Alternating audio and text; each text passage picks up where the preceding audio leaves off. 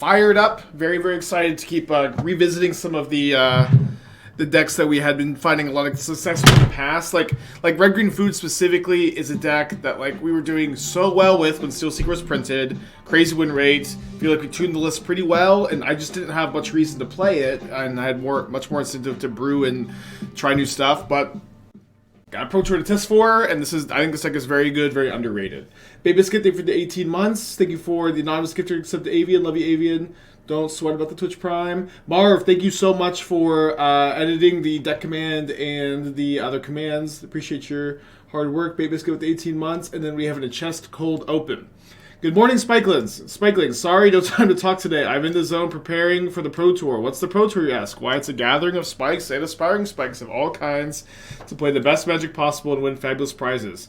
I already have the best prize of all, your love, but more prizes would be nice too. So enjoy watching me prepare and help out the dream. I mean the stream with like, sub follow, and send cards you want signed nowhere. Okay, good morning, everybody. Thoughts on 2 Gardens over 2 Stomping Ground. You need a bunch of the cabin is really important. You're playing green-red spell. You're playing double green spell. I don't think you already have 4 colorless lands. If you cut this 2 Stomping Grounds, you're low on fetchable targets for your 8 fetch lands. Copying a cookbook is pretty slow. It's like kind of the only thing to copy. Big J with the 6 months. Thank you. Thank you. Yeah, so as far as this list goes, the split of 3 Ren and 6s, 2 Fables is relatively new. I think that the main deck Needle is still very necessary because you really can't win the Yawgmoth matchup without it. Main decking the Needle does make the Yawgmoth matchup really pretty good.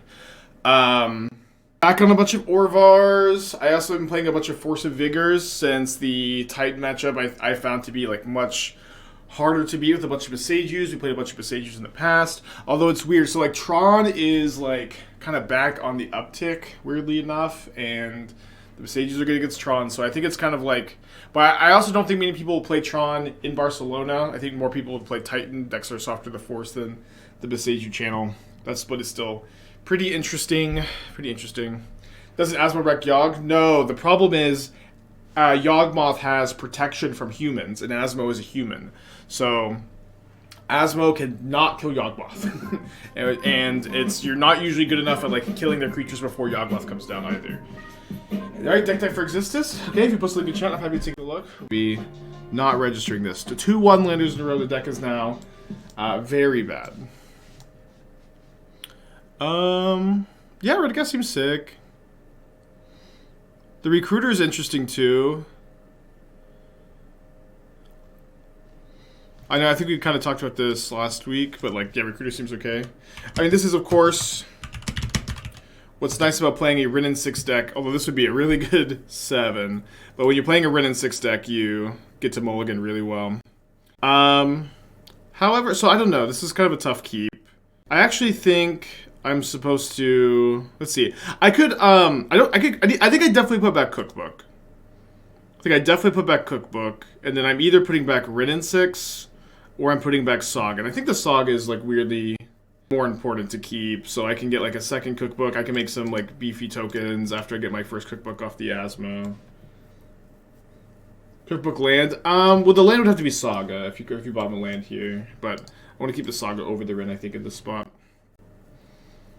Regretting not having a Ren and 6 in this hand anymore. It's okay. It's level 5.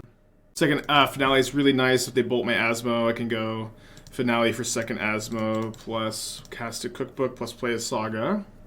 Should be a pretty good turn.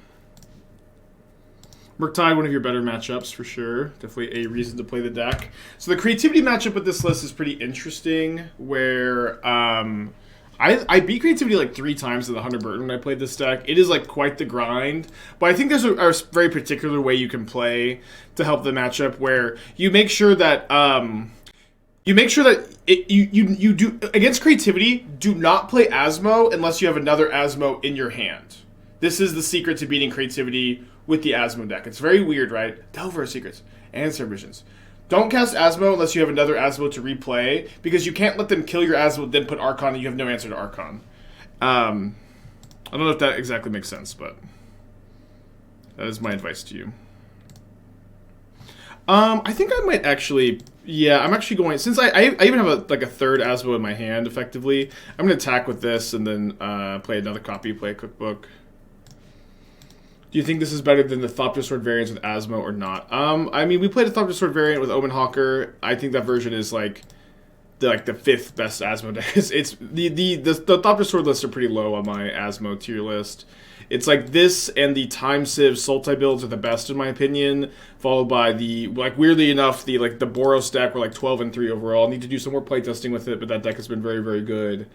And then there's one more like kind of obvious one I'm forgetting, and maybe not the Trash for Treasure deck. Swindle to 32 months, thank you.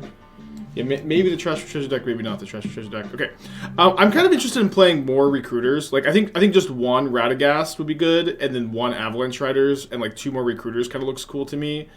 It's kind of what I'm thinking for the scenario. Sorry for taking so long on the deck tech break. Also, I guess with the Recruiters, you maybe don't need any extra green sources. Okay, you do a 2 Temple Garden. Okay, that's probably okay. The Veils are interesting. I do think you really want a Foundation Breaker. You could cut, like, you know, second Wisp-Mare, second Ingot Chewer. But obviously not, you know, too crazy of changes. So there's really cool artifacts, Lance Mochimira, maybe cool subject decks. Yeah, I could take a look. What are they called? Boss of the 3 months. If you're going to Pro Tour, my surely aspiring. I mean, this will be my 5th, you know, my 3rd Pro Tour, my 5th PT. But yeah, I don't know. I like the aspiring idea. Always aspiring to be better. Ooh, I think with 2 cookbook activations, I'm supposed to go for Steel Seeker and dig for a green source to finale for an Asmo. Kill the Delver. So return this, trigger Steel Seeker. Yeah, not too tough to find a green source. Obviously, like a little lucky to find one here. Although, sorry, I should have fetched before triggering the Steel Seeker again, because if there's a card I want to leave on top, I no longer can. Although I am happy enough to get that Pithing Needle out of the deck. Yeah, definitely Perspiring Spike at the moment. That is absolutely true. What do you think of the sideboard? We got one of each, English Whisper for Foundation Breaker. Yeah, one of each. And then one Radagast. One Radagast 3 Recruiter, because I wanted to cut the second Avalanche Riders for the 3rd Recruiter. I think the sideboard's fine. You could play, like, you know, I don't have a lot of strong opinions. The Veil Summer Edition seem fine. It's fine. Is Rona combo viable modern? I don't really think so. I think it's, like, largely worse than Devoted Druid combo for the whole I need to untap with a 2-mana creature plan. You can play Rona, like, in the Goryo's deck, too, but less of, like, a combo piece and more of just, like, a fine value looter.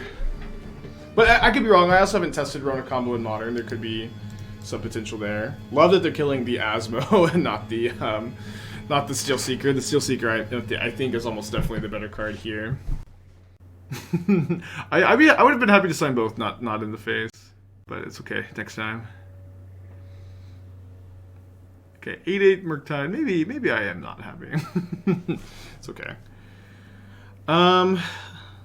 Interesting. Let's make a Saga token. See what we see here. Put this in the hand. Probably just have to get a Shadow Spear.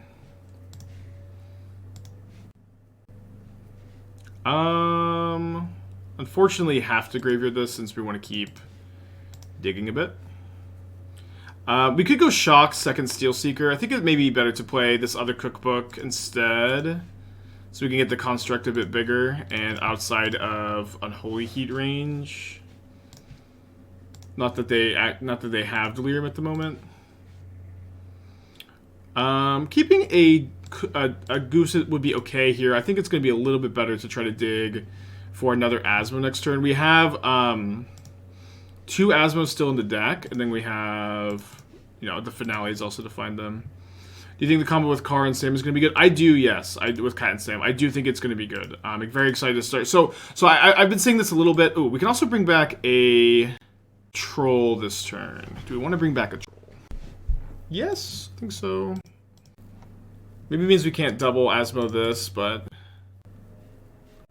think it's correct. We can't. No, we don't have the 4th cookbook. We can double Asmo this if we find a fetch sign for a Gingerbread Cabin. Am I excited for the fruits synergies? Yeah, so excited. Part of the reason why we're playing this, of course, but also like this deck is like, you know, beat down, not Sam combo. I need to like have this deck in my memory to like understand like, is the Sam combo actually good? We need some playtesting when that comes out.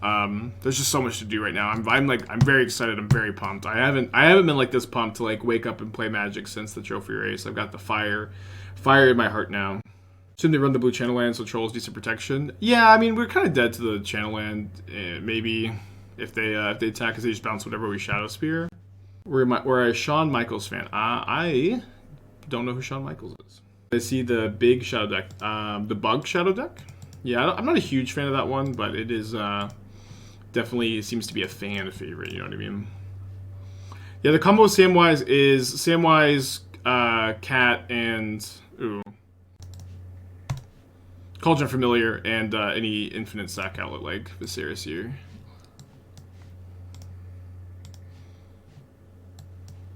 I think I'm gonna keep that Gilded Goose actually, so I can have a chump blocker here. Not that I will necessarily or likely need it. I think I'm just gonna equip the Shadow Spear onto the Feasting Troll King so that this is a trade, and then they have to block. Thank you, Mikey. How would I rank the few Obosh variants by power level at the moment? I don't know. I'm not a tier list slot machine. Like some content creators are. I don't know how they do it. At the very least, like they're all just very different decks that happen to play Obosh. You know what I mean? Harder to evaluate them like that. Jack with the Twitch Prime, thank you. Could Yawgmoth be a good sec outlet for the cat combo? It could be, but be a bit more of like an experimental build if that makes sense. So I'm gonna just sideboard as if my opponent was like more traditional Murktide. I know they're playing Delver and Serum Visions, but I'm not gonna let that factor into my decision too much. What's kind of funny is that Pithing Needle is not very good game 1 against Murktide, but game 2 it's like it stops their Engineered Explosive, so I usually like to have it in, and so typically in this kind of matchup, I will either cut like I think I'm gonna go 1 Goose, 1 Fable for 2 Endurance. Fable's like weirdly not that good against Murktide. It's okay, much better against Scam. Want to keep some of my mana curve considered here, not to have too many 3-drops on the draw, especially. Yeah, let's run this. Reminds me of what is just another Malaria combo. Yeah, okay, so what's very interesting about, again, specifically Sam combo. Again, the new Samwise, it's a green-white card. Whenever a non-token creature enters, make a food, and you can sack 3 food to return a historic permanent from your graveyard to your hand. What is very, very exciting to me about this card is the fact that this is a card that you are just happy to play. Like, even if you weren't going to be playing your infinite combo, you would be pretty happy to register this in most food shells. Like, there's an issue with splashing white, maybe, but this is, like, a good card in a food deck. And it goes infinite with Cauldron Familiar, which is also a good card in the food decks. And so, like, this combination of, like, it being a card that you already want to play, and playing Cauldron Familiar, a card that is totally fine to play, but also can just go infinite, is very exciting. When your Splinter Twin combo pieces, when your Splinter Twins are also good cards. When your Splinter Twins are also Ragavans or Jagarage's Channelers. I don't know. You know, good threats. It's very exciting. Yeah, you can use the 3 foods to get back Asmo, to get back another Sam with the trigger on the stack, to get back Urza Saga, to get back Rin in 6. You can play Rin in 6. This dynamic is certainly very exciting to me. Is Card involved? No, Card's not involved. Cat maybe is what you heard. Cauldron Familiar.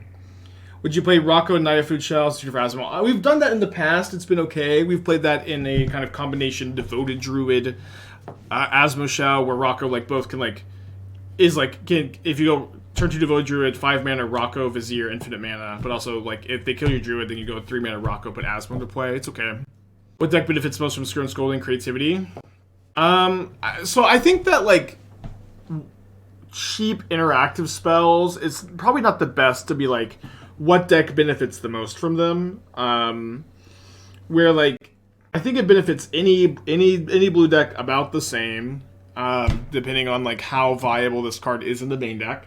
And I personally don't know how viable I think Skirn Scolding is in the main deck of Modern List. It seems okay, but it's also like it's really not a card that I'm like dying to main deck. I think like Murktide can play one copy, Blue White can play a copy, but it's a little bit weird if they play Chalice. I Creativity could play a copy, but I think that you'll be like one main, one side sometimes. You maybe zero main, like one side or something. We'll see. The game on. Yeah. Shadowspear was really good. Shadowspear was one of the Karn tutor targets that a lot of people weren't playing. That I like in my testing like really could never imagine like not playing. It like against like Spirit specifically. It's just such an important card. I would have not qualified for the Pro Tour if Shadowspear was not in my sideboard with Mono Green Devotion for sure. There was like one of my LCQ matches and like two of my RC matches I would never have won without Shadowspear. Is there gonna be a Lord of the Rings set review? Yeah, for sure. You can bet on one for every like main set. I didn't do one for Aftermath. Maybe I should have done one for Aftermath, but for all the main sets, yeah. Do I plan on revisiting the Cat Combo Alara deck anytime soon? Maybe. We got a lot of testing to do. Like right now, I'm in my test the old good decks era, and then Lord of the Rings is coming out very soon, and we're going to be hitting the ground hard brewing for that. We're working very hard for the Pro Tour. Yeah, I mean, I could still do one for Aftermath. A lot to do, huh? How many podcasts? Yeah, so Marv put like a really good... What was the command? I think exclamation point PT has my list from the event. I should have played two Besagus. Yeah, but it's on 3 Pelucranos, no main deck, Cityscape Leveler. I was playing Godpharaoh Statue. I wasn't playing Mightstone Meekstone, I wasn't playing Transmogrifying Wand. I think we discard a Cookbook, because we're about to get a third one off this here. I am going to kill a Delver of Secrets.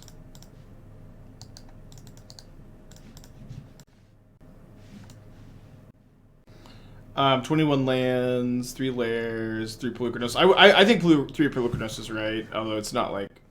Oh boy. Oh, they're explosivesing on 0. That's pretty interesting. What if I just... well... I mean, they could Spell Pierce me. I really want to find an Oval Chase Daredevil. I also want to be able to go Asmo plus Activate all in one turn. And that becomes a little bit easier this game if I use Gingerbread Cabin off this Verdant Catacombs. And then again, this also lets me play around Spell Pierce in the finale.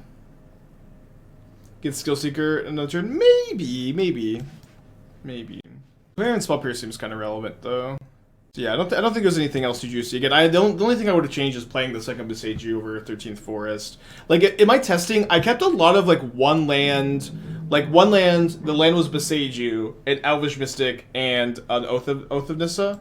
I kept, like, that almost exact hand several times. And I was like, if I was thinking to myself every single time, if I had another Besage in my deck right now, I would be not as happy to keep this hand. Was exactly my thought process on not playing the second Besage. But I think in the mirror match against oh, let's go, what a draw. There were several matchups where I felt that the channel Besage ability was relevant enough that I should have played it. No, so Viserys here is probably the best sack outlet because it's like good finale target and it blocks Ragavan, and then you can finale it out of the yard later.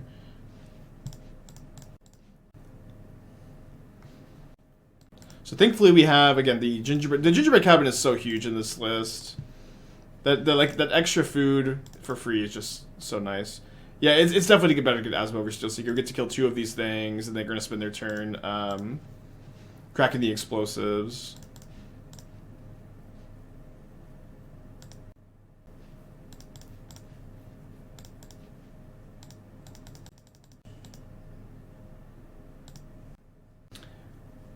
Yeah, Altar of Dementia is also playable.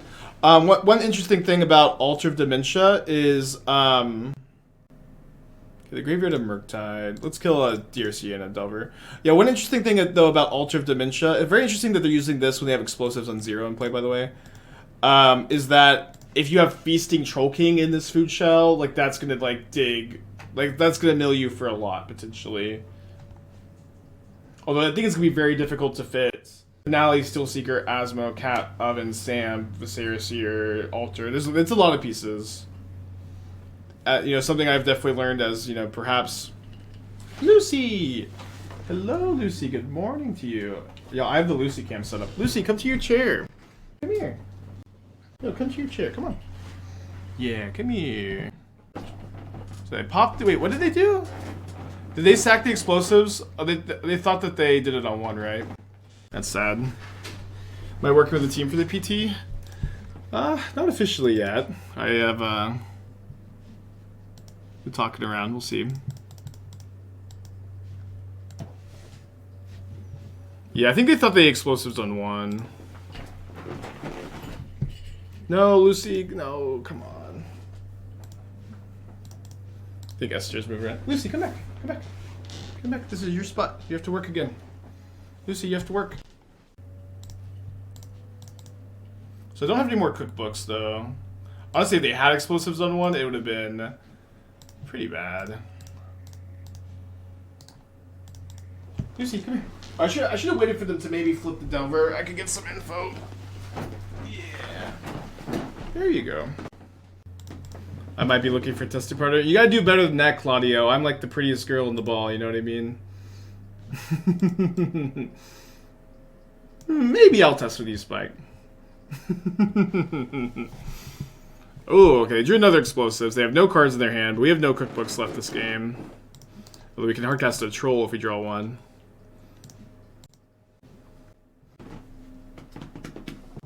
Maybe I'll test with you, Spike. I might be looking for a partner. I don't see. I've been talking to some people. It's a little bit early. I'm not committing to anyone, but I've been courted a bit, you know.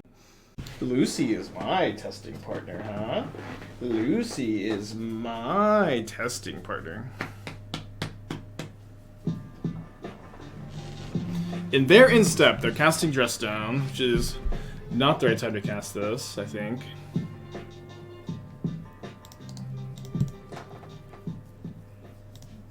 Immediately get punished. I recall, I did well enough at the United States Regional Championship. You can type exclamation point PT. Marv was really nice and did a cool little What's command. What's up? It's me, your friend, Aspiring Spike. Lucy is helping us with the Pro Tour, huh? Endurance ourselves. Whoa, that was probably correct. I don't know, their Murktide deck though, their art is freaking full. It's kind of close. It's kind of close. Like, I'm like dead if they draw Murktide. Yeah, well, we won, so maybe our line wasn't that bad. 1-0 on the day. Lucy is coming to Barcelona. We're gonna be testing any tier decks. I don't know how much I'm gonna be testing them on stream right now. Some for sure. So like, okay, so like here's I'm thinking about the Pro Tour metagame. Okay, Murktide, Creativity, Rakdos Scam, Teamer Rhinos. These are the 4 tier 1 decks that are going to be at the moment, at the time of making this comment, I believe going to be the top 4 decks of the Pro Tour. Of these decks, there's a little bit of like, of these decks, there's like a little bit of like, you know, rock, paper, scissors, but Rhinos is, I think, like pretty easily the best of those 4 for that environment of Creativity, Murktide, Scam, Rhinos. Obviously, you have Rhinos Mirrors, which are awful and so bad. I also think Creativity is going to be the most popular deck at the time of making this comment. Maybe other people come to this conclusion about Rhinos, but I think those are the top 4, and in an environment of those top 4, I think Rhinos is the best.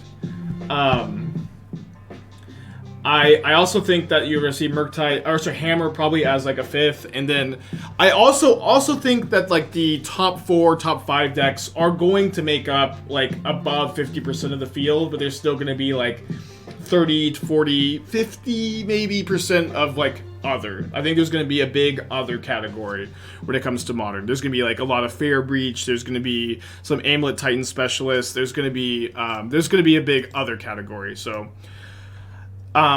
still to, you know, and it also, like, you know, this is just my initial read. Like, talking to other people, I think my read will change. You know, there's just so much going on. So much going on. I'm just amped. Yeah, Scales is on my Scales. I think is very powerful. And then also, like, so, you know, when we're also talking about modern and we're comparing it to maybe a different format, that's Pioneer. It's just much harder to like we haven't even mentioned Yawgmoth. Yawgmoth is such a crazy deck, but it's just so much more dynamic. And it feels like modern is a format where I can get a big edge, and anybody can get a big edge with like enough like clairvoyance and hard work and I don't know, understanding of the format. For me in Pioneer, I had a really hard time feeling like I could get an edge. So I just ended up playing the deck I thought was the best, mono green, and doing pretty well with that, you know. But in modern, modern is a format where I think I can get a different edge. I think that I can get to a level above the rest. So what would have to happen through testing to convince you to play Rhinos or one of the other three? Yeah, so obviously, like, you know, so right now I am not close to like having picked deck. In testing, I would have to like just not feel like I can actually get an edge. Like, you know, if I either like don't have a Broken New Brew from Lord of the Rings, and I feel like there's a problem with something like Recto Sacrifice or Red Green Food or Hardened Scales, or like, you know, Timeless Lotus, which would be like my picks for like brewer advantage decks. There's also a really important dynamic here where how do I articulate this? The entirety of the modern playtesting team are going to be playtesting against Creativity, Rhinos, Murktide, Scam, and so if I could just like have a freaking good deck that isn't one of those, like, that is a really big advantage.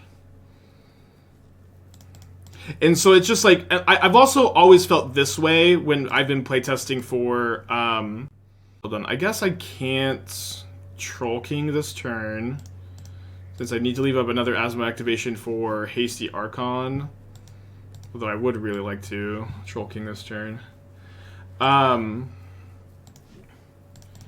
always felt like Pro Tours specifically compared to GPs, RCQs, Modern Challenges, Pro Tours and Worlds are much easier to metagame for than like non-invite events, lower competition events. People at Pro Tour level events do not like to take the risky deck, take something off the wall.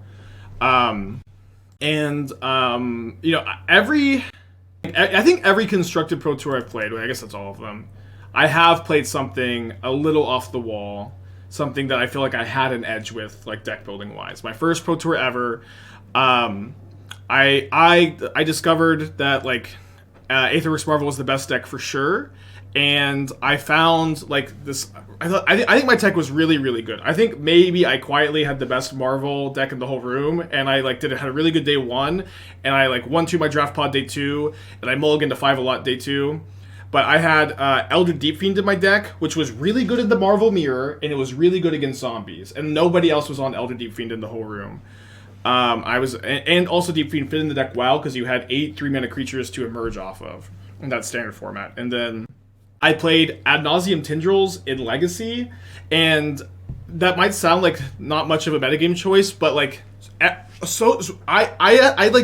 playtested on my own, but I also playtested a lot of Magic Online, and I ran into a lot of pros on Magic Online testing testing Grixis Shadow, and this is like a legacy like innovation or whatever. But I just played the second copy of Tendrils in my sideboard, and I beat all of the Grixis Shadow players, or sorry, not Grixis, Blue Black. I beat all the Blue Black Shadow opponents I played at that Pro Tour, because I just like I beat them every single time, and all 3 of them I played against told me that the matchup was really good for them, but it wasn't because I had a second Tendrils in my sideboard. I just Tendrils them for like 6. It was so funny. I'm gonna yield the Scalding turn. And then I was wrong. I think the Pro Tour I took Nassif's deck. I took Nassif's blue-white flicker deck that he was streaming to one of the arena PTs, and I thought it had a really good Reclamation matchup. And that tournament was really weird because I beat Reclamation like 3 or 4 times in a row. I'm like, I did it. I broke the Pro Tour. I'm gonna win. And then I lost to it like 3 or 4 times in a row. I don't know. It was so weird. And then, like, the last one I played, I had this really good Bant Uro control list with, like, Lotus Field, Teferi, and Uro. And I had a really, really good historic win rate, but my win rate is... I couldn't break Standard. I really couldn't get an edge in Standard. That was a big problem. It was very tough for me. I didn't spend enough time on it. I made a big mistake there. I should have tested with people. Should have tested with Doomwake. Is Needle on Ryu never consideration? And that's why I think it's easily Scalding Tarn, especially because we can... Asmode our competition. I guess if they both Asmode's a problem. I'm trying to think. They're definitely on a persist build. I'm not sure if I want these endurances though. Definitely want a needle for Ren and 6. I don't want the Shadow Spear. I think I'm gonna cut the 4th Troll King in this matchup. 4th Goose. Just 1 needle, not 2. Yeah, maybe on the draw I'm gonna play the endurances over the Fables. Let's try this. Yeah, there is draft of the Pro Tours. I need to prep for Lord of the Rings Limited too. What makes Sigil so good? So yeah, against specifically Death Shadow in Legacy, their life total is they're very aggressive. They're a straight Wraith deck, a reanimate deck, they're fetch shocking because they're Shadow. So their life total is like very consistently 6, 8, 10. And so in that matchup, you just want to natural draw your Tendrils and Tendrils for like 4 or 5, and they're just dead. I went to the plane ticket to Barcelona. Not cheap. However, what's really funny is, so Esther wants to come to Barcelona. I think what we're planning on doing is if I get into a testing house, I'm going to go up there, play the testing house for a week, play the Pro Tour, and then Esther will meet me and we'll do like a little European vacation and probably get engaged, right, over there. And what's really funny is like, I'm planning this out and like the tickets are going to be really expensive, and I have not the Moxfield sponsor, but. I have another like 1-day sponsor deal. It's a sponsor I really wanted to take for a while. We're still hammering it out. It looks like it's gonna go through, but it's just gonna like. Oh, I shouldn't have. I'm sorry. I'm playing Ren and 6. I shouldn't have the needle. It's like exactly is gonna pay for the tickets. So it was just can't catch it out. Just all W's lately. But obviously that I'll announce what that is. I think it's gonna be next week. It's a sponsor I wanted to do for a long time. I was like very excited to see them in my email. The list of spies in 2 months, thank you. Yeah, Raid Shadow Legends. How did you know? Finally, a Raid Shadow Legends sponsorship. I bet some people could guess, honestly, what it is, but either way, I'm really excited for it. I'm also very excited for the Moxfield sponsorship. Like, they've been like so good to work with so far, and it's what I really like about like Moxfield and cool stuff too. Like, you know, like just being friendly like with the other cool stuff creators, meeting the Moxfield guys. It always feels so good when you like know the sponsors personally. You know, no shade to Nord, of course. We also love Nord. Nord's been great for like just keep me on and keep me on. NordVPN.com/spike. Coolstuff.com/spike. Moxfield.com/user/aspiring spike. Artemer 6 months, thank you. Yeah, it's not. This one's not a cooking episode this time. I think about bolting my goose. Yeah, Moxfield was great. Like, I mean, I would like to take sponsors that like I just are also like good for you guys. Like, Cool Stuff is an amazing company. Like one of the best, like and most, like just one of the best like Magic companies to work with. And and Moxfield is an amazing site, and like get you a good deal on a VPN service, get you good like insane deals with the cooking stuff. It's just just all W's. No, it's not Manscaped.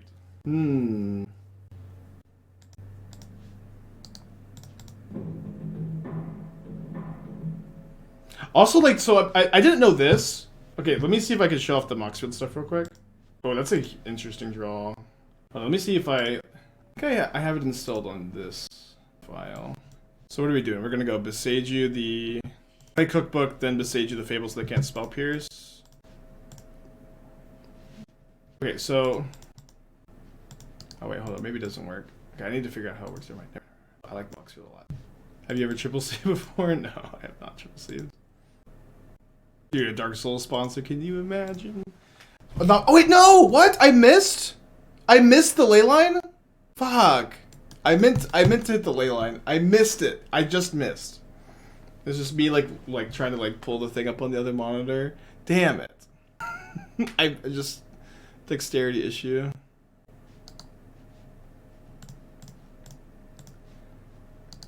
Damn it. Yeah, not all W's after all, huh? I said Fable. Okay, my wires got a little crossed. I guess we're not like 100% dead here, but I think after this like really egregious misclick, I'm gonna. Yeah, I meant to target the ley line. Okay, so I think on the play, I don't want the endurances as much. Probably just go back to the Fables on the play and the fourth goose. Oh no, I want a Haywire Might now. I want a Haywire Might because of the ley lines. Interesting draw. I'm definitely gonna keep. I think I'm probably going to play Cabin Tap turn 1 instead of Goose. Do Link to Wire. So yeah, if you type exclamation point PT, Marv was really nice and like linked the list. Lucy, would you have besaged the ley line or would you have besaged the Fable? Oh, I also bought a couch from a friend of mine that like I think Athena would like. That I'm gonna try to pivot to that to see if she'll hang out during the testing. Right. Blood Crypt. I think that I want to Mutt here instead of Steelseeker. This way I can go like Steelseeker into Goose and get a little bit of value off this next turn. Although I've actually changed my mind. So I think that I actually want to go Steelseeker instead so that if I draw an Asmo, I'll have the discard turned on so Asmo can work. Also, like the Mutt will trigger the Steelseeker, so there's obviously like a lot of upside if this lives. Stops my opponent from like slamming Rin in 6 maybe. Let's attack first. Yeah, Lucy is mostly just like a scrappy mutt, but definitely diagnosed Pitbull brain.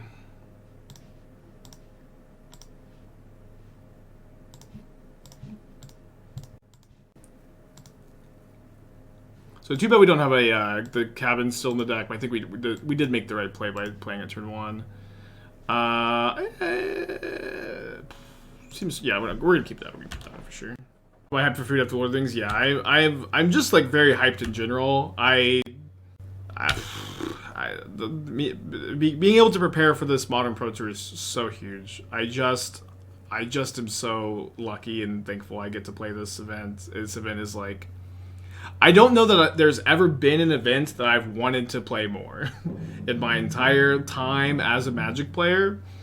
Specifically, like the first Modern Pro Tour post-COVID, after me becoming a big Modern streamer, after me working on the Lord of the Rings set in Barcelona, I don't think that there has ever been a Magic event that I wanted to play more.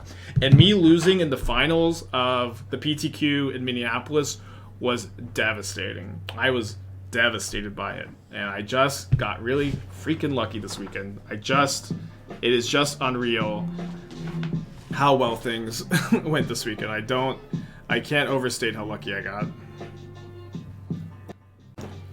Yeah, I think that I need to not play the second Steelseeker here so that I can deploy the cookbook without losing this food, because I need this food.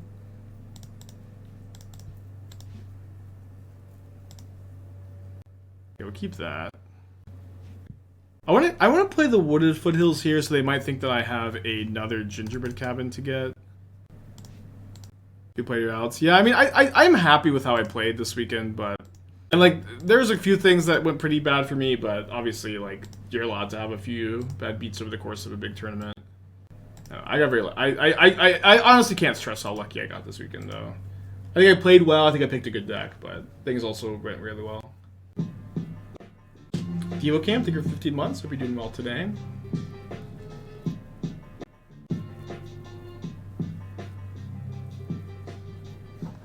Lucy is going to help us prepare, huh? So give me some context with the meme on Twitter. We were just like talking about it. We're talking about the mono green Rakdos matchup in Pioneer yesterday, and I tend to think that the Rakdos players are like, oh, the matchup is good actually, and here's why. But it's just not. It's you can win sometimes, but it's just not a good matchup for Rakdos, and the numbers really say that. And I don't know. So I didn't make the meme, but someone else in chat just posted the meme, and I thought it was funny enough to tweet. I described the spell queller attack. Yeah. Yeah. Like probably the luckiest thing that happened to me over the weekend was during my LCQ. In the last round, I was playing against spirits. I lost the die roll. I lost game 1, won game 2, and then game 3, my opponent is on the play, and my opponent has just the nut draw on the play, and I've mulliganed. My opponent has Supreme Phantom into Mausoleum Wanderer into Supreme Phantom into Spell Queller my Kiora into another Supreme Phantom. Okay, this is fine. Sorry, I got distracted here. My opponent has a very good draw. My opponent has a very good draw against me, but I'm able to.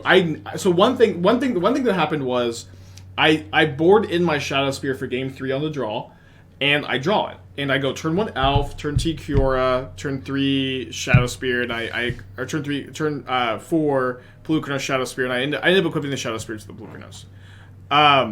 And so I have equipped Shadow Spear on Pelucranos. My opponent has a board of 2 Supreme Phantoms, a Mausoleum Wanderer, and a Spell Queller. I'm at enough life to where if I wasn't going to block, they would have lethal. Okay, if I wasn't going to block, they would have lethal.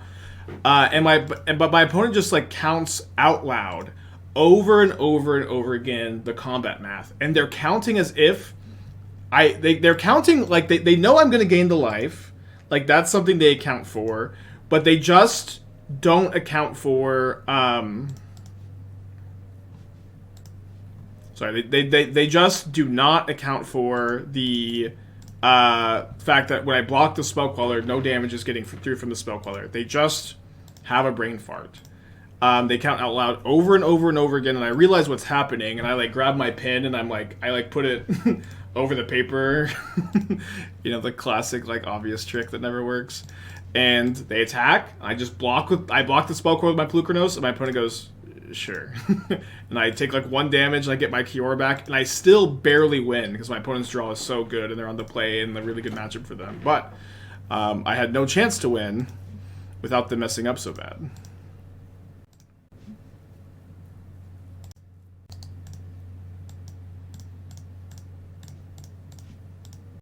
And I think I lost my round 1 in the RC also. I lost round 1 to Rakdos mid-range, which is a matchup that I think is good. And it was very tough. Where I think I win game 1. I think if either I win the die roll, if my opponent doesn't top deck a removal spell for my Pelucranos at the right time, or if my Cavalier hit a land, or is it that, or I bricked on a Storm or a Cavalier, I can't remember, but I had a pretty rough brick that okay, my top card is Cookbook, so this is fine-ish, obviously not ideal.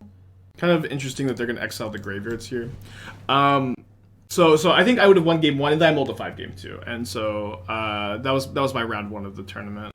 Yeah, but Dade, I believe Dade was the person who punted. Yeah, we VIP Dade. There's Dade in the chat. It was punted the Queller, and we love Dade. We thank Dade for punting. We couldn't have done it without you, Dade. And thank you for being a good sport about it, Dade, too. What's up? Did you hear a siren? No, I have my headphones in. I heard a siren, but I'm it's the first Wednesday of the month, but it's Tuesday. Yeah, this isn't supposed to happen on the script until next month, sweetie, so don't. Well, unless it's a tornado. I didn't hear a siren. Oh, no, I just heard, maybe it's just my ears going. I could have kept the second Orvar here, actually, and then Scrapwork mudded into it, but I needed to. I really want to find an Asmo. This is a Scrapwork mud, right? Yeah, it is Scrapwork mud. We're playing the Lucy deck today. Lucy. The Lucy deck. Nice to find a Saga. Your camera is lower than usual. Well, actually, it's probably normal, but you just like it with just your head. Is how it should be, right? I don't know. I don't know. I'm just kidding. People always tell me how it should be. Not ever, Spike. How are you doing? Maybe. Do I actually want the Hidetsugu to trigger? They exile my Troll King, but they exile their Archon also. I was thinking that I could might the Hidetsugu. I guess. Yeah, I don't want them to persist. I don't want them to persist since. They can copy their Archon with reflection. I have not watched the new Spider-Man movie. I really want to. It came out during like one of the busiest weekends of my life, and I mean I want to watch it with Esther this week. Well, this week's also pretty busy for me. We'll see. Lucy, no licking. We're gonna put the cone back on you. Lucy licked her paw so much they had to put the cone on her. Yeah, of course the new Spider-Man's gonna be so freaking good. The last one was so good. Everybody's saying it. I'm trying to like not get like too like overhyped for it, but I fucking best movie I've ever seen. I guess she licked her paws. Her tongue is really rough, and she's been licking them so much until they bleed. And we had to put a cone on her for like a week, and then she's fine now. And so we're now trying to stop her from licking them so much. And it's like she licks them and she hurts hurting her paws, and then her paws hurt, so she's licking them. It's like a whole thing. Just sleep, Lucy.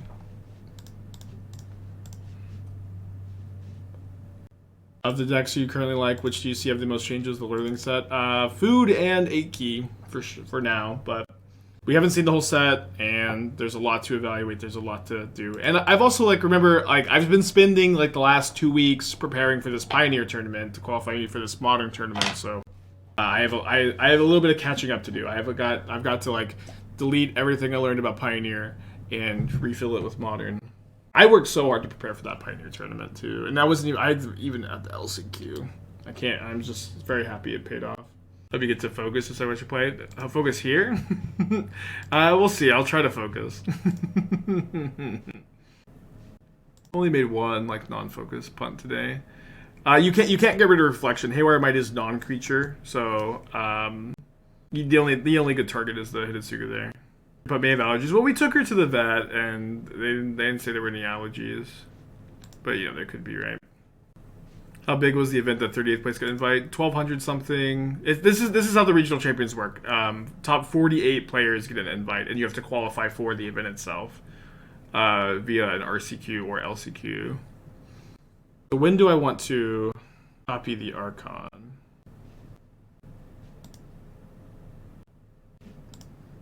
I guess now, but I think we're kind of boned. 1 second trigger. I don't think it matters.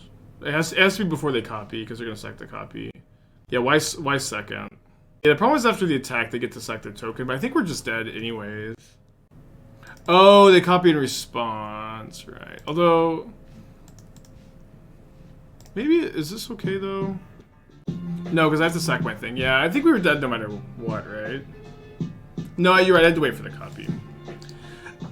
But the problem is, no matter how this works, they still get to make me sack my Archon, so I guess I should have kept the second Orvar. I should have kept the second Orvar. Tough game. Yeah, Ginger... Let's mulligan this. There's too many ways this hand just does nothing. Keep this one. Put back the Asmo. You don't have to second wait for the attack.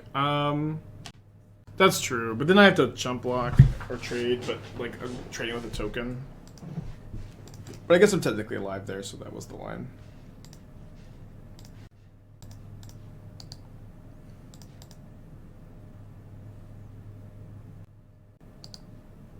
Yeah, I finished 39th. I think I tweeted 38th, but it was actually 39th.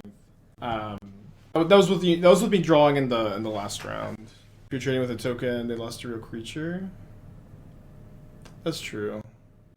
Sorry, I should have taken the line.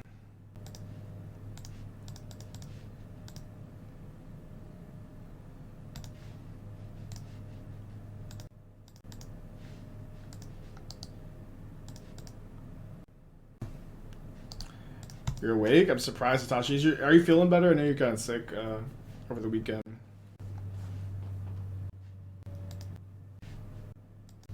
They just growed the cabin with me having 2 non-forest in play here.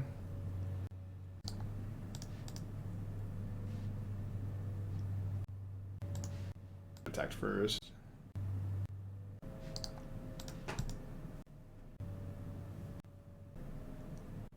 I'm glad we got the Lucy cam back. She's been here a lot lately, but I just had to set up the cam for the cooking stream a little while ago.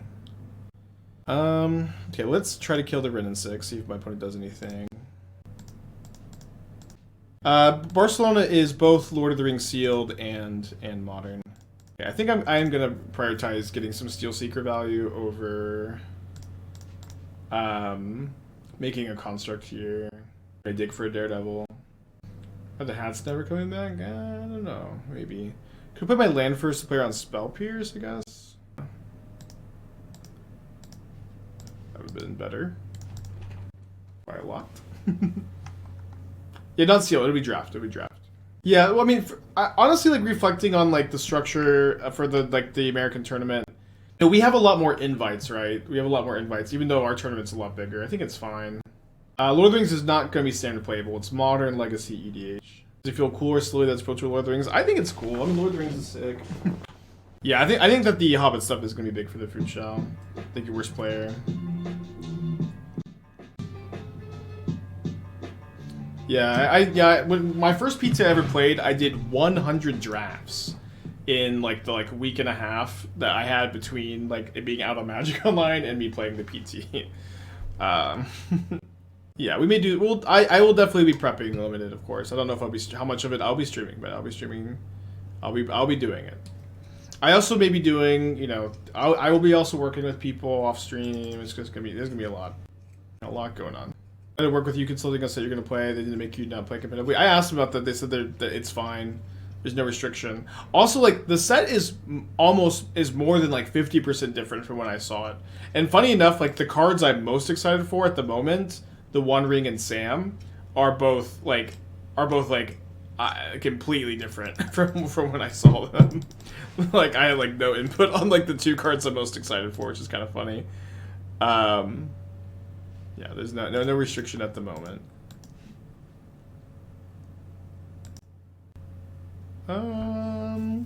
Slightly above average card to keep, I guess. Although I don't like that I can't make a Saga token next turn and cast that, so I guess I'm in the graveyard. I'll send these two at Teferi and this at my opponent, I think.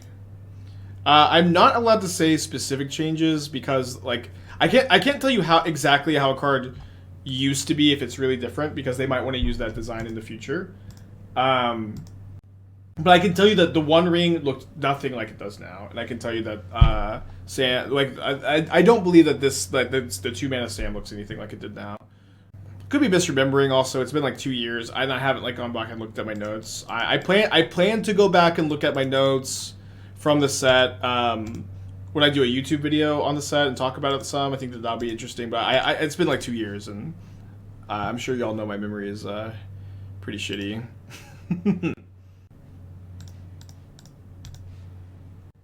Said is only Modern, not Standard Pioneer. Yeah, Modern, Legacy, EDH. Yeah, it's kind of like Modern Horizons, like legal wise, but it's just not intended to be as powerful.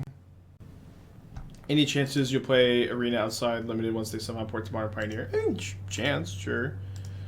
Just, you know, I'm not inherently opposed to the idea, but I also like, you know, I remember when they first announced Arena and like the price of Magic Online tickets crumbled to dust in like a day. Like tickets went from like almost $1 to like 50 cents, 60 cents, because they thought Magic Online was gonna be gone.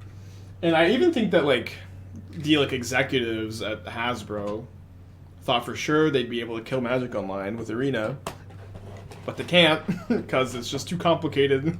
I don't know. You would think they would have by now if they could have. Lord of the Rings is such a weak set; it's kind of disappointing, to be honest. Yeah, I mean, you always see these kind of comments when a new set is coming out, that the set is like weak, or I guess I just kill the Shaman now so I can get him with the Steel Seeker. The set is weak or underpowered. We haven't even seen the whole set. It's also not. There's like tons of cards that are impactful for Modern already. Like I think it's even like, it's not a Modern Horizons set, and it was never intended to be another Modern Horizons set. It was never supposed to be this, I think. But it is a good set, and it is probably going to be even a little bit more impactful than the average standard set would be. Yeah, I mean, it was also like, yeah, right before Modern Horizons 2. The amount of comments like Commander Horizons 2, this is Commander Horizons, was unreal. The sentiment you would see about that about it was like very, very prevalent. So I don't know. We'll see. Always something to complain about, right?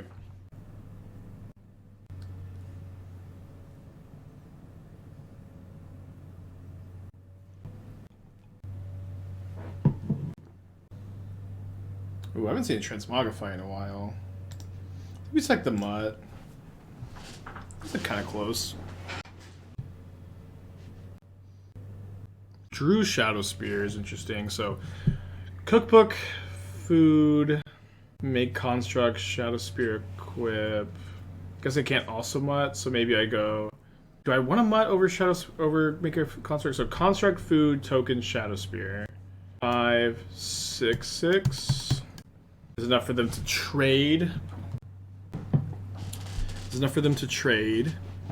Can I go just get a cookbook, Shadow Spear equip, Mutt, and food? No, I'm 1 mana short of make a food. I don't have Gingerbread Cabinet in my deck anymore either. Oh, I also can't necessarily discard. I need to draw.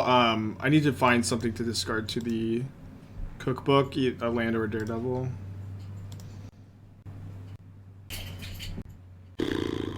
So I can go Unearth Mutt, draw Asmo, discard Shadow Spear, cast Asmo. And I can't cast the cookbook and discard without like finding another card to discard. I don't have the foods to kill the Archon this turn. So I think I just can't. Need to find a land to discard. I've had a lot of looks. Yeah, now I know this is not ideal, but I need to find a land to now play and equip, so I can actually trade. And I did not find it. Damn it. So not in the worst shape. We had a lot of looks there. Doesn't feel great. You can discard second book, make food with the goose to kill Archon. Well, I needed to cast a second book, I think, to kill the Archon, right? You can make food with goose is 2 mana, right? Didn't have that much mana. Base Swift 3 months, Smile Charm to 20.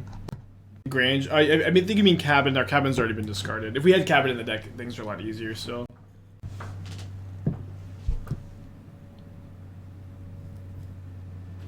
Not still Mutt. Still, I mean, I don't think that Mutt.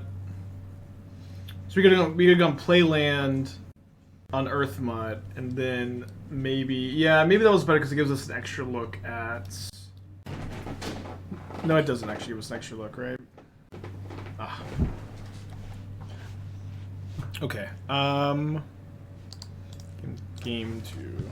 Glad we're testing against creativity though, because this is obviously most important deck to be testing against. Do I bring in the Might for... Oh, shit. Jarvis! Thank you, Jarvis, for the 10-pack. Thank you. It's been great hanging out lately.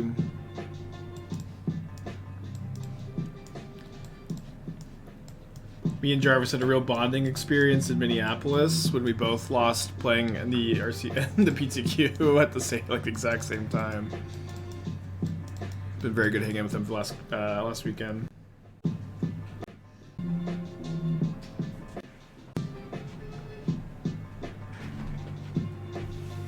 Hi, Jarvis. You didn't happen to leave your laptop charger here, did you? Yeah, we found a laptop charger. It's a Dell one with not USB-C. I don't know, it's a round. Might be Jesse's also. I should probably text her. Yeah, you should. Yeah. I'm tired of people leaving their chargers here. Yeah, Jarvis is fine. Okay. It's not yours, Hitachi, is it? Oh. No, it's not Anurag's. It's not a Mac charger. He said this was Mac. It's a Dell. Yeah. With a round. It could also be like one of our friends, like who left it a while ago for D&D true. or something. Like that's like equally as likely. People leave chargers at our house all the time. I know. There's just one It's that's like huge. it's like a sea of chargers. And I'm like, whose is this? And then he didn't even ask his group chat. Yeah. Told him to. It's okay. They're gonna like be here Wednesday. You know, it's the point. Athena's here. The Roomba's going downstairs, so she's like, what are you doing?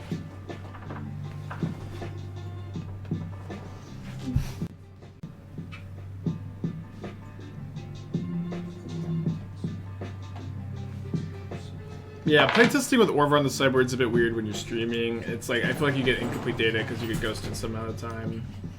Not saying that's what's happening here, but I think like you just, and like Red Green Food specifically, you just don't have any other sideboard options. Stash, thank you for the 10 months. Hope you're doing well. Appreciate you. Alright, on the play. Good hand. Gonna keep, despite not having a turn 1 play.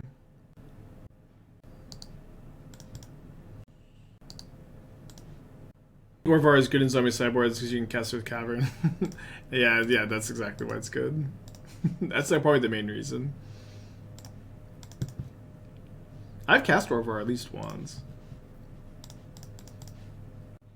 I know I said this morning, like, you're not supposed to Asmo first unless you have another one, but I think I need to errata that to, like, you're not supposed to cast it on, like, turn 3, turn 4 if they're about to creativity with mana up, where they kill your Asmo and tap creativity, you don't have another one. But I think turn 2 you are supposed to do it.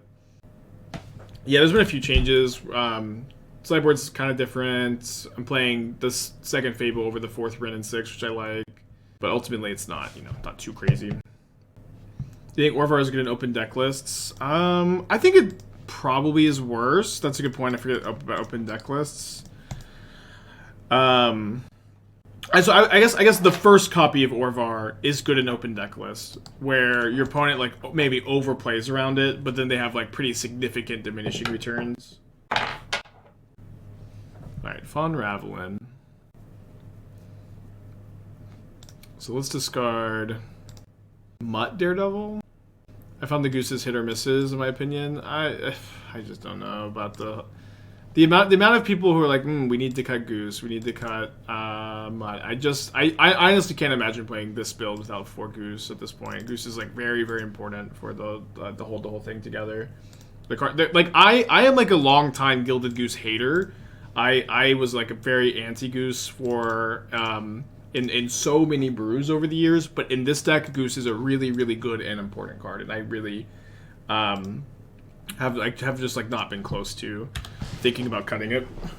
I think that Goose is like the obvious card for players who want to like put their own twist on the deck, and they want to brew, and they want to feel like they've added something to like cut and change, right? Like I think this is like a really common thing. Like I was talking to someone, you know, a Spikeling over at the tournament, talking about like the Boros Stoneblade deck, and like a lot of decks that are like good and, you know, playable and like close and like brewy. People always they just want to make them a little better. They just want to just tweak it and change it and add like the smallest things, thinking that it's just gonna break it. But usually you end up making the deck a little worse, and usually you end up not being able to get that extra level of busted, you know. Alright, GG. Surprised they main phased this, because they did have the instant speed off to Fairy. Yeah, I agree. The Goose is so unique. Like, you really want the like extra good turn 1 plays. Gives you a lot of extra speed. If Goose dies, one thing that's really crazy about Gilded Goose compared to other Mana Dorks in Modern is when Gilded Goose dies, it's a good exchange for you because it's entered and made a food token for you. It's like almost always actively good for you when your opponent kills your Goose, which is very, very unique. Could have maybe skipped the Mutt here. I think I kind of want to see if I draw something better off the Archon. I'm not saying that anybody in chat is necessarily making this argument, but I've seen in the past several times players saying Goose is bad because it dies to Bolt in Prismatic Ending Heat. That's not true. When Goose gets Bolt and Prismatic Ending Heated, it's a good exchange for you because you're left with the food. You're up some resources.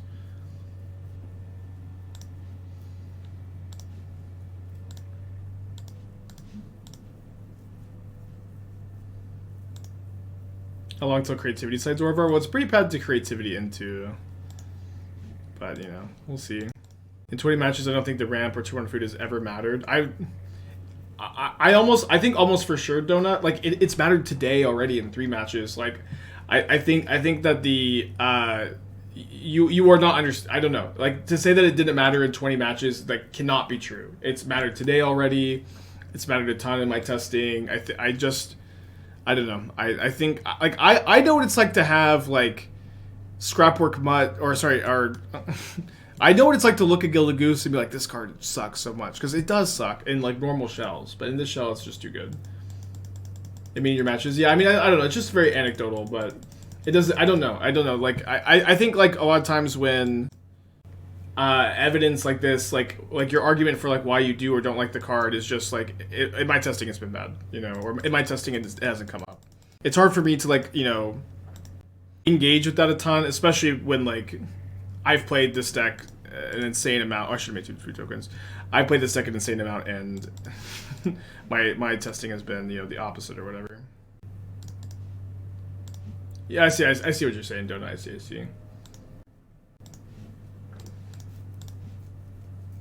Yeah, I should have made the foods end of turn. Oh, well, punish for making the foods now. They have to double chump here.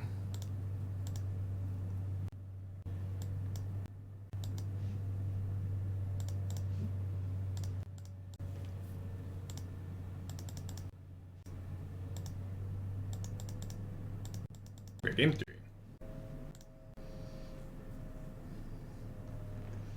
I don't think we need to bring in the Might. I also don't think their build's playing Persists, but the Fables are much worse on the draw. It's like, so it's much harder to tap out for them on the draw. So we can play the 4th Troll King on the draw over the 2nd Fable. Why do creative players don't play Sideboard Emissaries? Seems like a lot of decks that run Orvar just lose to it. They sometimes do. They sometimes do. They sometimes don't. It's like right now. I think the dynamic that's happening is that like just Orvar decks are not as common as they were because like creativity players were really adjusting to beat Orvar, and then a lot of players started cutting Orvar, and now it's like kind of swinging back in that direction, and or Orvar is like a bit more popular because it feels like, at least online, on Magic Online, it's in my experience on Magic Online, in leagues especially, people just don't play around Orvar very much with Archon decks, and then in like RCQs, local events, like every single creativity player is like, I ain't losing to Orvar today. I'm not gonna do it. I'm not gonna do it. All my Archons are going out of my deck every single match. I am not losing to Archon of Cruelty today. No, thank you. Not today, Archon. Not today. It's been my experience.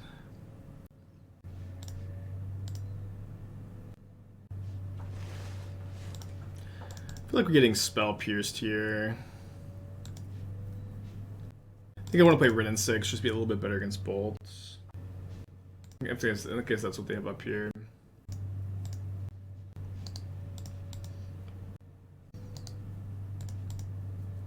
Too much Dallas. Yeah, I mean that's just my Dallas RCQ experience. Wow, no 3rd land.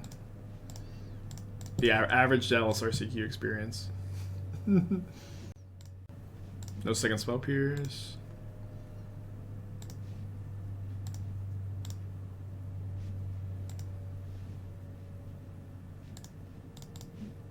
Pro Tour is end of July. Last weekend of July. Very soon. That's actually how I talk. I just, you know, got out of character for 2 seconds. Yeah, please don't register Diamond Lion.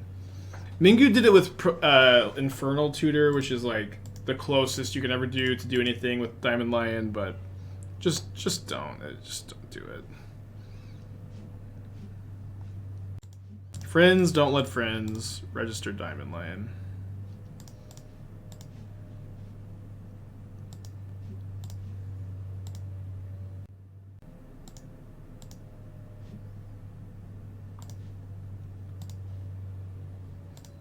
Do you think creativity is pushing too good? I don't know. I currently, that's not a question I need to answer also, because like currently I just am in the attitude of I need to find the best deck. That deck could be creativity, but I just need to find the best. It doesn't matter. Like, I'm not thinking about like the health of the format. I'm just trying to win. And creativity, I think, is going to be the most popular deck at Barcelona if Barcelona was today. But a lot of things are going to change, which is very exciting. I am just like so like energized and fired up right now. Focus as much as possible. Yeah. I'm glad that we did the passport stuff. We still don't have our passports, but we got them like I think 4 weeks ago exactly, and we paid for expedited shipping, which is 6 to 8 weeks, and I still have 6 more weeks. So we should be pretty cleanly in the window of getting our passports. Assuming this is of course assuming that United States government functions. which is not always the case. But you know, we'll see. Is it Modern kind of solved? Rhino's best deck? Modern is definitely not solved. Rhinos is probably the best deck for the like established like top 5 deck metagame, but also like you're gonna see like Murktide players, Scam players, maybe even creativity like hedging against it. But yeah, Modern's not solved. People like in every tournament format ever. I think I'm gonna put back the just like a still secret. I don't know. People say this about every format, like in any environment. Wait, isn't Modern solved? Isn't this the best deck? Sometimes yes, there is a best deck. Sometimes there isn't. Modern is like really, and Modern is also about to go through a big change with Lord of the Rings, so it's not even that you can. All right, let's not graveyard that, but then just shuffle it away. Ooh. But yeah, but people say this about everything. It is just too early to be like, oh, it's solved. I'm playing Rhinos. Got 6 weeks, and a new set is coming out. And also, like I have a lot of decks like this one and Red Black Sacrifice that I think are undervalued, underplayed, underexplored. And I'm just like one little guy trying to work on them, you know. Yeah. So let's play the goose here so that we have another Asthma activation up. Murktide, Creativity, Rhinos. I think the top 5 decks, loosely in order, very loosely in order, are going to be Murktide, Rhinos. Sorry, no. Creativity, Rhinos. Murktide and Scam are going to be very close together, and like 5th, Hammer. But people are going to play Yawgmoth, they're going to play Titan, they're going to play Living End. There's like still like, you know, some people might play Burn. Burn is like weirdly like in that environment. I guess Burn's not that good against Murktide or Scam, but it is like pretty good against Rhinos and Creativity. Okay, against Hammer. Yeah, Gingerbread Cabin's so good. Yeah, people will play Blue-White Control for sure. There's like so like that's going to be the top 4 or 5 decks, but I think that'll be like maybe 50% of the field combined, maybe 60. But like, there's gonna be a lot of other is gonna be like the biggest category as well, which is an interesting dynamic.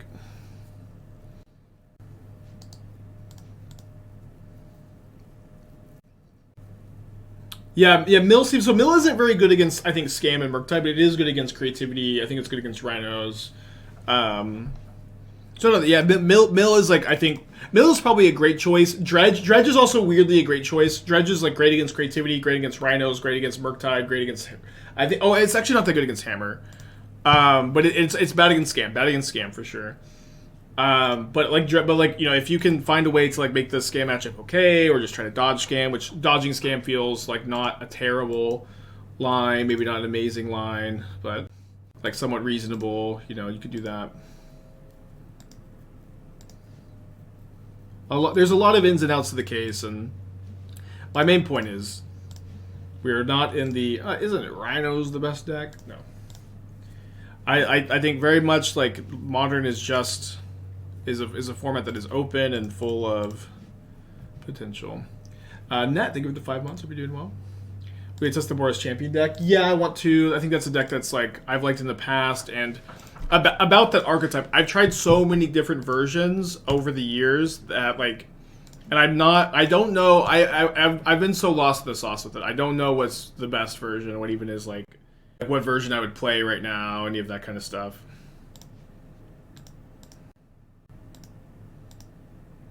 Yeah, I also like genuinely think that there's a chance that like eight key is broken with the One Ring. I think that there is like a chance that is just going to be the case. That like the 8 key deck is just going to be a broken deck with the One Ring, but we can't test that yet. So that's like why. That's why like I need to work on this now, and so when we get the Lord of the Rings cards, we can hit the ground running. If that makes sense. Am I expecting low numbers of Omnath? Lower than like you're gonna lose like matches to like your opponent drawing multiple sideboard cards when you play scales. Like basically no matter what. It's gonna be kind of tough. Okay, so we're on the draw in a new matchup, 2-1. I think I'm gonna put back Troll King. So the new 3-mana white achievement is in place in Hammer Time. It might see play as a one of. So like when that card is one of the cards that is kind of Yugmoth is on my list too for sure. Ghost Tag 33 months, thank you. Like when we were working on the Forge Anew, that card, it was kind of the conversation that in consulting we're running around was like, this was kind of cool because it's an incentive for Hammer Time lists to not play Lurrus and play Kaldra, because like there was like a little bit of a contention between Kaldra variants and Lurrus variants. Lurrus variants were better, but there was some contention, and I'm like having this 3-mana payoff was also kind of nice. I think right now the way Hammer lists have evolved since then to be like a bit slower and more resilient in the face of like, you know, the removal of the format and like in a non-Lurrus environment maybe. I think that you're probably going to play 1 or 2 copies instead of how I was thinking like 2 or 3 maybe and that kind of build. But it was never really something I was thinking would be like this really, really big impactful thing. I think whatever we play this turn is going to get countered, so let me just go for the Mutt, I think. Hitchkins, 26 months, thank you. Glad you're liking the stream. Yeah, thank you for all the congrats. Like, the love has been, like, really crazy, y'all. I don't hate casting this Goose. Let's not. I'm gonna have this on my list. We have a lot to work. We have a lot of work to do, y'all. We have a lot of work to do.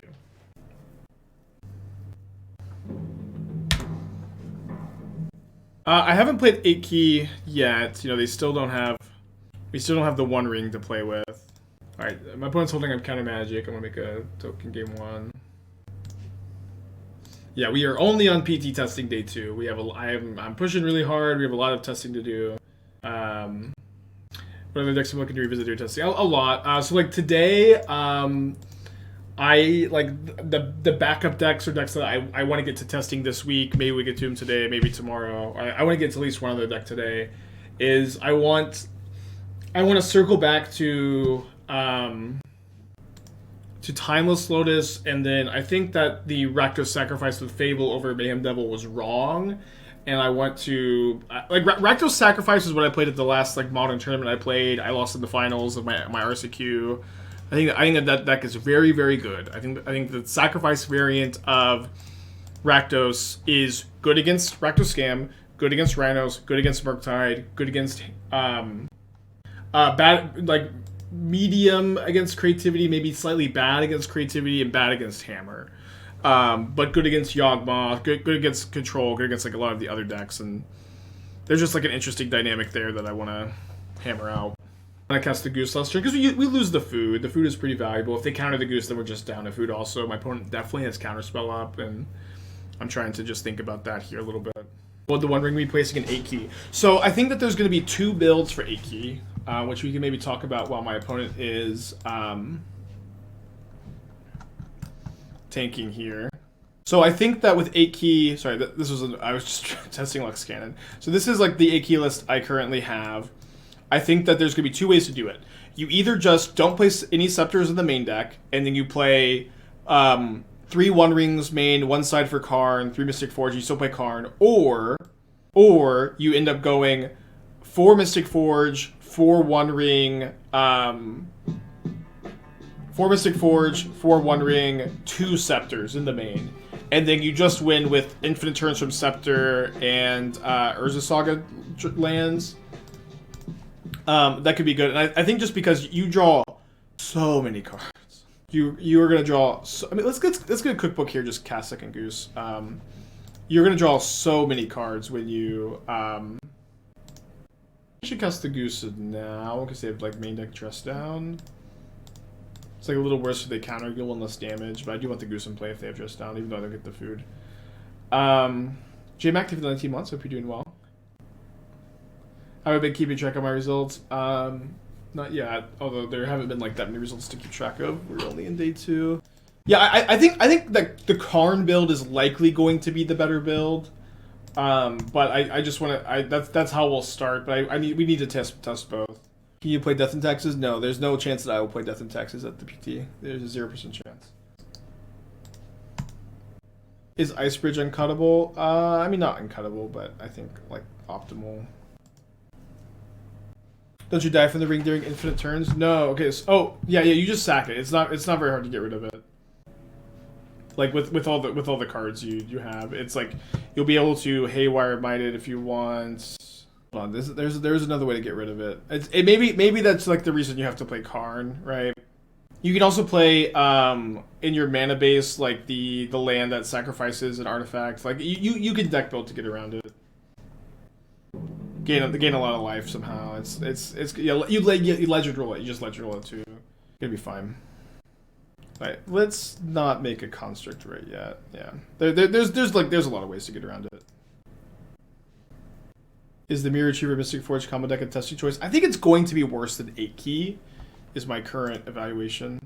A Saga packaging Kadotha Dino. No, it's top 8 for Colas is too bad. I can't really see that being a good plan. Is the sack deck good against Tron? It's okay. You're like a Ragavan scam grief deck with magnets on the side. It's okay. Will the One Ring bring vintage shops again? Yeah, like 100%. I don't know anything about vintage, but I can't imagine that the One Ring isn't like ridiculously absurd in that deck. What's up? It's me, your friend, Aspiring Spike. So they probably counter this Rin. That's okay. Thank you, Urza's. Urza's Joint Roller. What a name. Why not play Mono Green Modern? Bring Pioneer to Modern. We've messed around with Mono Green and Pioneer. The deck isn't that bad, but it also ain't that good. You know what I mean? Isn't Iki the worst of all the artifact decks against the Force of Vigor builds? The idea is that the One Ring. I think that that's not true. I do think that Timeless Lotus is worse against Force of Vigor. It's close. Maybe that's maybe not true. It's close. They're both pretty bad against it compared to Anviltron, which isn't as bad against it, right? But I think again the idea that I have is that the One Ring makes you much more resilient to Force of Vigor because of like it's indestructible, obviously, and it just draws you so many freaking cards that you can fight through it. Obviously, you have to be able to cast it, you have to be able to resolve it, but the One Ring helps a lot, is the theory. Has anyone seen Destructotron lately? I haven't, actually, no. Destructotron like lives in the area, I've hung out a couple times, I don't know if I bumped into him. Didn't see him at the RC. Could 8 key be a Tron deck too? I've considered it a little bit. It could be, it definitely could be. So I guess I need to... Yeah, it's better to just double Asmo this, and then either Construct is still lethal, instead of having them Spell Pierce my cookbook. I can't pay for it, and then I can't kill the Murktide. Yeah, so yeah, 8 key as a Tron deck is something I've considered. There's a couple of problems with it, though. One is that green mana for Ancient Stirrings is hard to do when you're not playing Chromatic Stir, Chromatic Sphere. So when you have... Star and Sphere and Anviltron, you can make that green mana like a good amount easier, right? You can't do that with the 8 key. There's not room for the Stars and Spheres, so that's an issue. The other issue is that you cannot cut Urza Saga from 8 key. 8 key is like really mandatory in that deck, not mandatory in Anviltron, which makes your whole Tron plan worse because you're taking it. You have to play Saga turn 1 every time. And so, like, your Tron plan is, like, slow. Much slower. But there could be a way to build it with Tron. I have been looking at it. I have not found one. Oh, sorry. I wanted to get the Fables. Or One Fable, One Goose. Yeah, One Fable, One Goose. Thank you, Georgie. About Palantir. I don't think I've seen that one, Four Dogs. I don't know if you want to post it, but I am not immediately familiar with what that one does. PT is end of July. Yeah, this deck does sometimes struggle against turn 1 Ragavan on the draw. It's okay, though. Why no Vengevine and Red Green Food? You're not, like, that good at triggering it. You're not that bad at triggering it, either. I've never playtested it, but it's also, like, you would play it over Troll King. Troll King is, like, I think almost definitely better. I could be wrong. I don't think you can play both. Is the meta too different for Banned Soulhoarder? Banned Soulhoarder is on my list. I did like it with Cosmic Rebirth. I thought Cosmic Rebirth was like a really good upgrade to the archetype. We'll likely play a League of it this week, or at least, you know, it's on my list. On my list.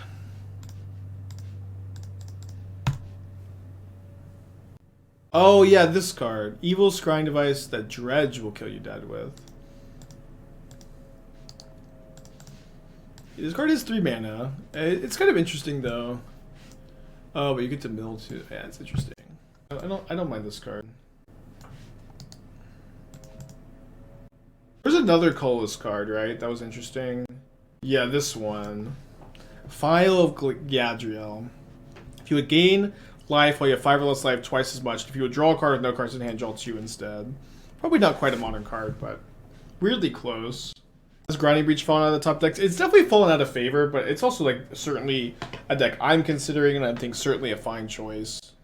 And like Fair Breach is also like, you know, pretty good, or like Fair Combo Breach is something I never got around to testing. We need to play test now. Alright, let's main phase this Endurance so that if they answer this, they have to use their treasures.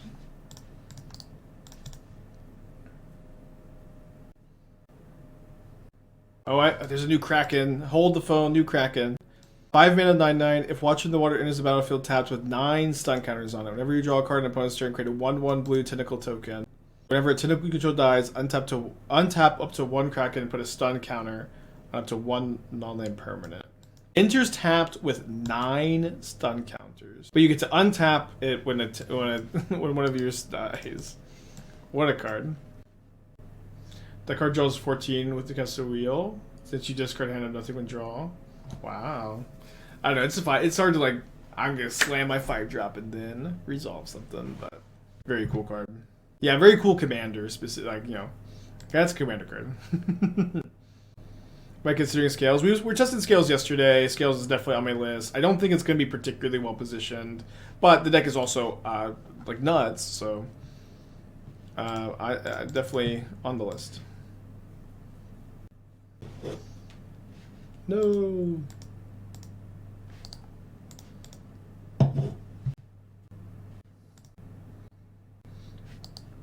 Untapping creature with stun counters removes 1 stun counter. I had no idea. It's very cool. Is Creativity a contender? Yeah, of course. It's like the best deck, or like that, or Rhinos is the best deck, but Rhinos is also like the best deck because it's kind of good against Creativity. Definitely on the list, but it's like we're right now like in the like brushing up on like competitive decks I've played in the past that I think have a lot of potential and I haven't played in a while. This is the current era. Well, the Kraken doesn't tap when Cynical dies, right? But yeah, Creativity is like pretty busted, and you know, I think that the players who have the attitude, I'm going to play the best deck. They're going to play Rhinos or they're going to play Creativity. And then, you know, I'm going to try to break it. I'm going to try to find something well positioned, and if I can't, I'll play one of those decks at the moment. Yeah, 8 key is, like, I really think the One Ring is going to be so big for that deck. How much of a popularity of a deck influence decision? I mean, popularity of decks is really important because that this is going to influence your choice because the popularity of decks is the metagame. The metagame is going to be, right now, could change.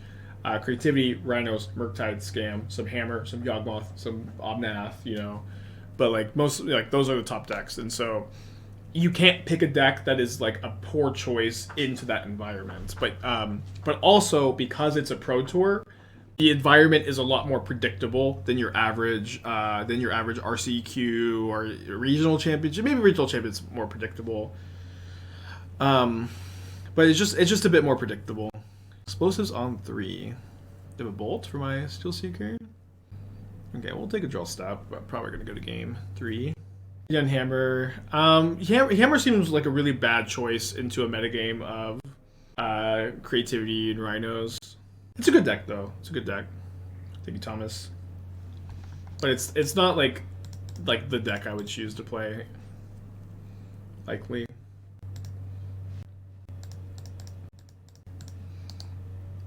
Should we not be running extra paid decks if Rhinos is everywhere? I mean, extra paid's not that good against Rhinos because they'll just like make 10 power, you'll extra pay the Rhinos, and then you're dead. Or the odds of playing a brew in a PT? I mean, what is a brew at this point? So like the odds of me playing a brand new brew that no one's ever seen, pretty unlikely. The odds of me playing like something like Red Green Food or Esper or Sultai Food or Scales or Samwise Food or our 8-key combo, Timeless Lotus, Rakdos Sacrifice. These are all like on the list for sure of decks I'm like seriously considering. But you know, this is it. But you know, there's a lot going on. There's a lot going on, and we're only on day 2. You know, I'm also like very much at the moment hard pivoting from Pioneer testing nonstop into Pro Tour testing, which is very different. Yeah, humans is also kind of on the list. I think humans recently has become pretty good and like has been upgraded, and we're gonna go game 3. Okay, Casta Daredevil. Yeah, we're not gonna go game 3 yet. There's things to like, but why play test meta decks? I will definitely. So like, one thing too, I need to like figure out like who am I testing with off stream.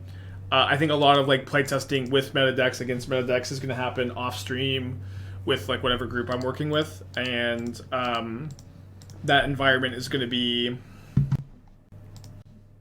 like not that exciting to stream with, not that interesting maybe, and also like is maybe where I'll come to like a lot of conclusions I don't necessarily want to share immediately, but at the very least, like this week, I don't foresee myself firing up Murktide Friday, Scam Wednesday stuff, but we'll see. Have to mulligan that. Yeah, Nassif is entering the Goryo's Arch. Yeah, my testing team is the Scales Discord. Please, Scales Discord, please test with me. No, Spike, you only play 22 lands? 21 lands? 21 or 2. Will Reed Duke play John? I'm gonna try to talk him into it. I've sent Reed a message the last 2 days begging him to play John at the Pro Tour, and he's not responded. We'll keep you posted. How bad do we want to try to play around Spell Pierce? I'm gonna jam. Somewhat Biscuit, think with the 5 months we did well.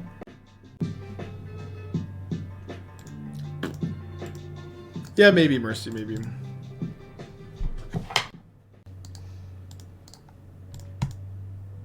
Is Rakdos Rock playable? Yeah, Scam is playable.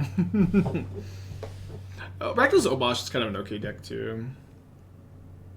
You also have to play one less land in paper because that's only my Moto Curse. I played 21 lands in green over the weekend before Oath of Dissa. So a lot of people were on like 22 lands, 3 Oath of Dissa. I don't know. Yeah, well, yes, Food with Cat Oven is like very exciting for sure. Is Power Condo the test against like the mono white one? Yeah, I don't know. It's like pretty bad against Creativity, which is of course like I'm kind of a broken record, but Creativity is pretty busted deck. Did not draw land. Yeah, green white Heliod or like a Heliod variant could be testable, and more people testable in paper than Magic Online. Question about green versus spirit stories from yesterday. What matchups do you board in Shadow Sphere besides spirits? So I boarded in against Boros on the draw, not on the play. I boarded in game 1 and game 2 against spirits. Hold on, let me cast Steel Seeker, I think.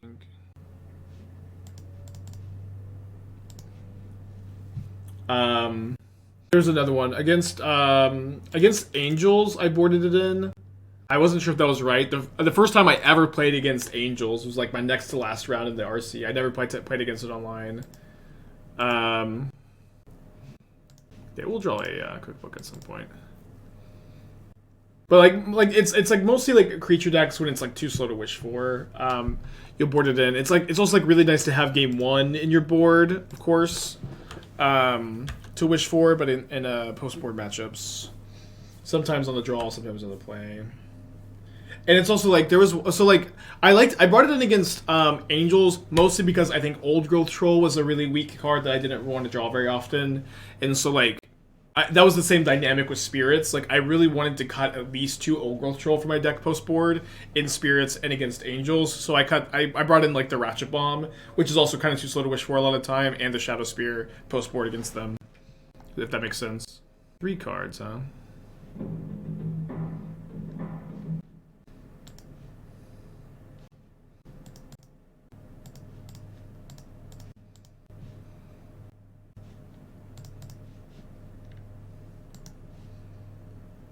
What does the ring tips you do mechanically? I could not remember.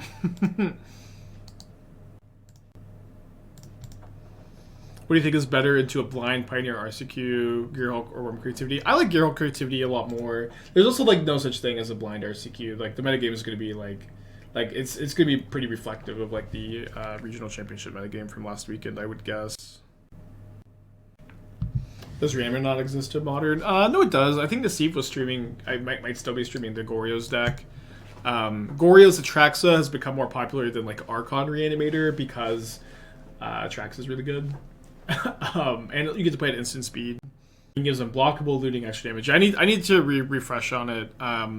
Like for me, like when I was giving feedback on the mechanic, like I did like try to stress that my personal design philosophy is that these mechanics like Ring Tempsu, Initiative, Venture into the Dungeon, I don't like them I don't like them really, just like almost flat out. I think that my personal design philosophy is you should be able to pick up a card, know what the rules of the game, and like understand the card pretty quickly.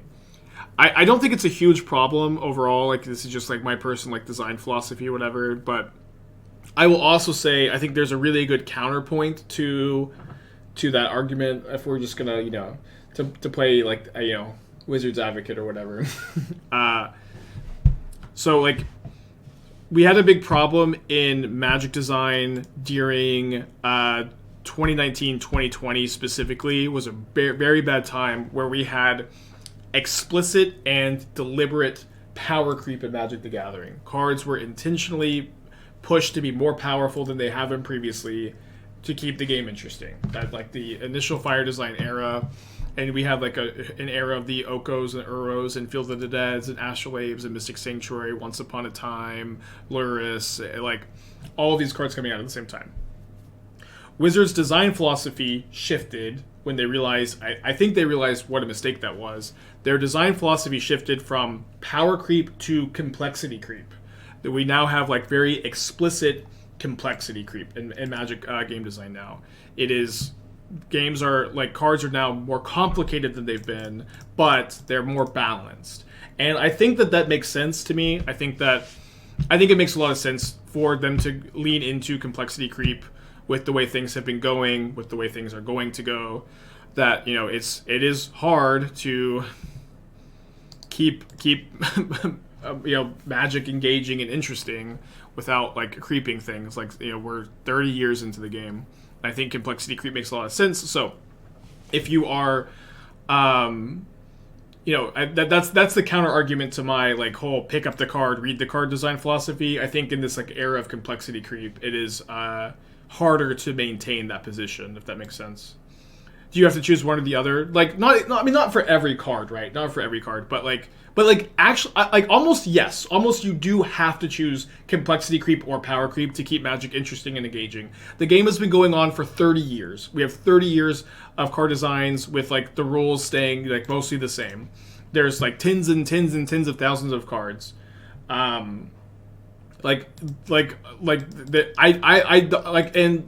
humans. We don't have gods designing the game. We have humans, a good group of humans who love the game, but we don't have like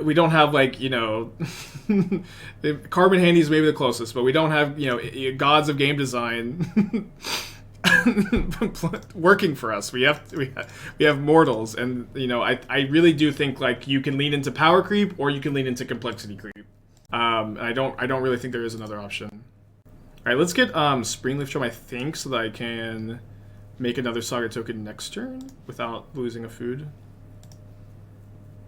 Yeah, AI.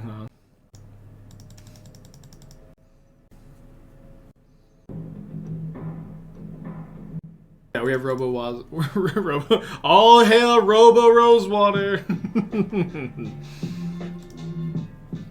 So if my opponent had just done, they would have attacked with the Ledger Shredder, which is good news for me, right?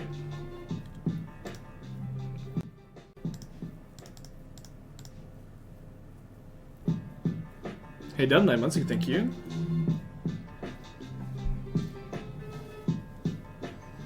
I could needle explosives. They've already used one. I think I'm gonna get the cookbook here so I can go attack for 8, then discard Asmo, discard Troll King, put a Troll King into play. Wonder with the 2 months, thank you. And Hey Done with 9 months. Yeah, thank you for all the congrats. It's just been an awesome, crazy weekend. Well, I guess not attacking the Shredder is kind of good if they just, you know, think they can bait me into making a construct, which they did. Save me, Feasting Troll King. You're my only hope. The fail state of utility creatures is so high these days, which now seems more like power creep than complexity creep. I mean, you just have to also like reconcile the fact that like we had 2019, 2020 era of card design, and like it's just that like you're not going to see all of the like philosophy decisions from that era change, and you're not going to see. You're just not going to see like Magic go back to like how it was, and it's been like 5 years at this point, and that's okay. Magic is different now. I think Modern is like very good at the moment. I like that it's changing and growing and evolving, but it's also just not going to be like how it was. I think, if that makes sense. Like yeah, just like the War of the Spark up until. Like, Kaldheim, I do think that... So, Kaldheim is a really funny example where... I do think that they were trying to tone things down by that time, like Strixhaven Kaldheim, and, like, Expressive Iteration is, like, unintentionally really good, and, like, Tybalt's Trickery, unintentionally really good, Cascade Valkyrie, unintentionally, like, just design mistakes. And we haven't seen anything of, like design mistakes on that level since then, I think. With maybe the possible exception of Fable. Fan love to Twitch Prime, thank you. Thank you, Giglio. Slow play creep. I've been seeing the new absent food list for this that comes out. We've been talking about it, yeah. I think we've been talking about it. I'm not sure exactly how I'll build it. I'm not sure exactly how other people are going to build it, but I'm excited to play some Samwise for sure. Yeah, it probably will be absent food over Naya food. Could be 4 color. There's like we got some work to do for sure.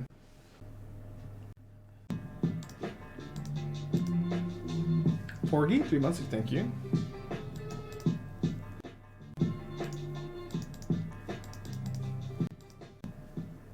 What do you get from being nice? Sam. So Samwise is a new card, green, white, 2-drop. Very, very, very good food card that also has an infinite combo with Cauldron Familiar. Absent plus Ren. I mean, it's tough, so like... food is like already so dense on the 2-drops, like adding another 2-drop and keeping Ren is going to be very difficult, but... there's gonna be a lot of ways to build the deck.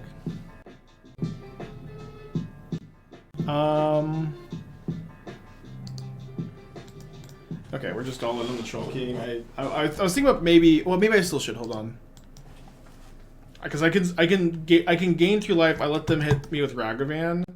I go up to 12. It doesn't really. It does change the clock if they connive. Oh no, it doesn't. No, it doesn't. Probably dead. Thank you, Gary. What's that guy to run a food for Samwise combo? It's probably right now just 1 Viserys here as a finale target. I like that you can like draw it, like block a Ragavan, let it die, and finale it back from the graveyard later. That being said, like, you know, it's kind of a complicated question. That opinion could change. I need to draw exactly Gilded Goose to have a chance. Toes of the 5-pack, thank you.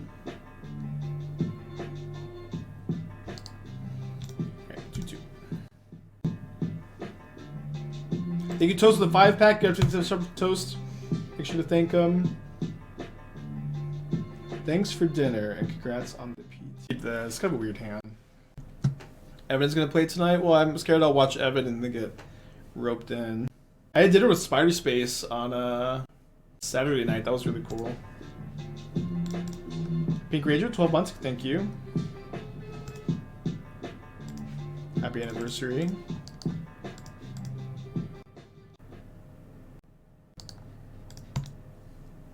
Island.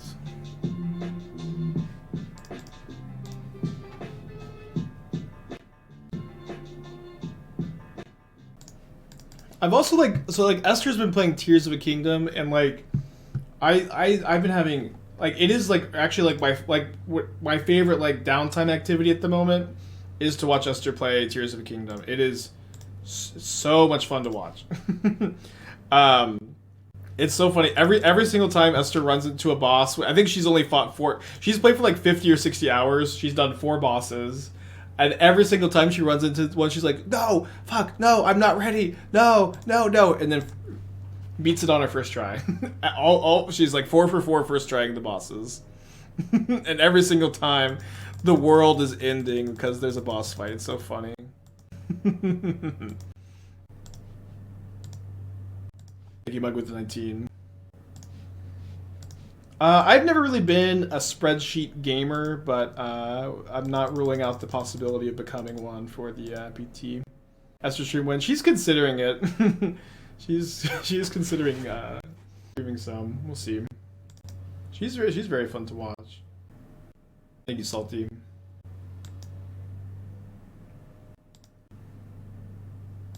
Merfolk matchup pretty dang good for food. I don't think I'm tapping my cookbook right now. I'd love the finale for Steel Seeker, but they have the Hex Catcher up. I could kill the Hex Catcher in finale for Steel Seeker, but it also feels like taking the boring line of make a food token, get a Shadow Spear, play a Saga, just like can't go wrong very often. I can also get a Troll King and play this turn. Which just puts my opponent so behind on board. I mean, I could also kill something, but I feel like... I think I'm going to go for the Troll King. Then there's just like 3 lethal threats in play. Is there any cool app that helps you track your match results other than go to Excel spreadsheet? There's one app that I actually do use to track my results. Twitch.tv. I use the Twitch app to track my results. It's a nice little hack. I just have 1,000 people watch me play and tell me about my misplays and tell me what went right and what went wrong. And I recommend you all do the same. Okay, I'll be right back. What's up? It's me, your friend Aspiring Spike.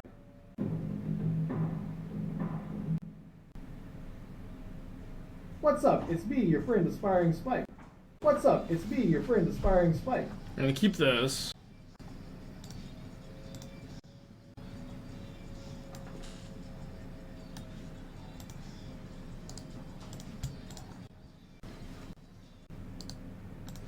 Okay, so I did bring in a needle, right? Just double check. I brought it in. Oh, I have a needle main deck. Oh shit!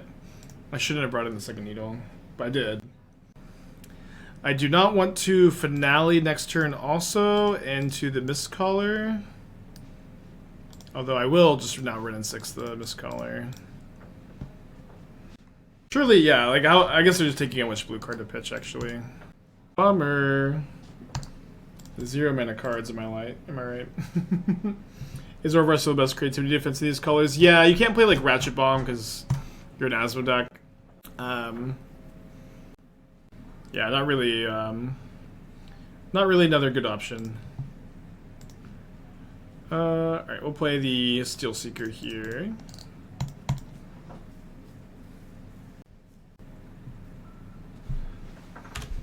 Taking the Vial up to 2.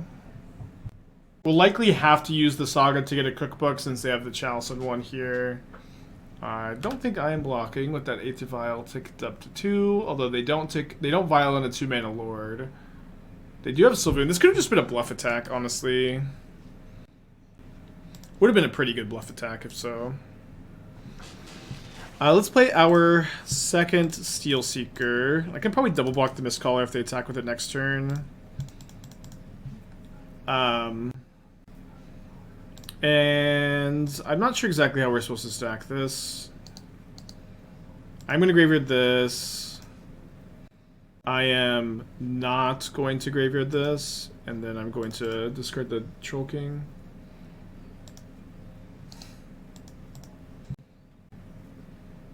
How great is Merfolk? I should have watched some more of Autumn stream yesterday. Apparently she was they're testing the the deck yesterday. My thoughts on this version of Azure so far? I mean, I played a lot of it in the past. This is a deck that I think has been underrated and good for a long time, and it is high on my list of decks to be testing at the moment. 2 cards in my opponent's hand. One of them is a Manama. Remember, they can untap here also. Yeah, I do think I'm just going to go make a construct, hope to find a fetch land between my Steel Secret triggers, which I have a lot of them, to find my cabin. So I can go Asmo plus activate Asmo this turn. And pay for ward. Will not be able to cast my cookbook, of course, because of the chalice. This version of Black Green Tiber Punishment version. I think it's been this one by a little bit, not by a lot. Alright, so we've missed our first 4 looks at a fetch land or the cabin. We get now 2 more looks here.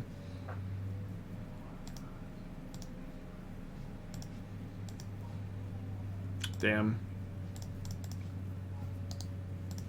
Not the end of the world, but I was kind of banking on finding a fetch land for the cottage here.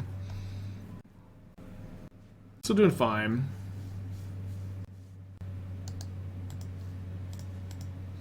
I fold out your mono green list. Gonna grind start use any device. Play the second Beseiju over a forest. I should have.